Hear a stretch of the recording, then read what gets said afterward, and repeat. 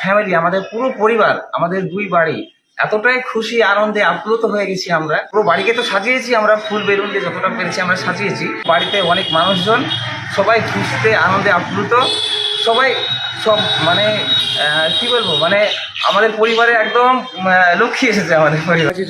একটু আনন্দ করলে সবাই এলো, বাড়ির লোকজন তাই বিয়ের বাড়ির মতন তো সাজানো। মানে আমার লাভনিকে ভালোবাসবো বেশি, মেয়ে সন্তান হয়েছে বলে খুশি বেশি।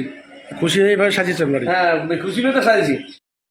একদিকে আমাদের দেশে যেখানে বাড়িতে কন্যা সন্তানের জন্ম হলেই শুরু হয়ে যায় চিন্তা, কিন্তু সাগরদিঘির হরিপাড়ার কন্যা সন্তান জন্ম নেওয়ার আত্মহারা পরিবারের লোকেরা মেয়ে হওয়ায় আনন্দে আগে থেকেই বাড়ি সাজানো হয়েছিল ফুল মালা বেলুন দিয়ে, যা নিয়ে রীতিমতো হইচই পড়েছে এলাকায়।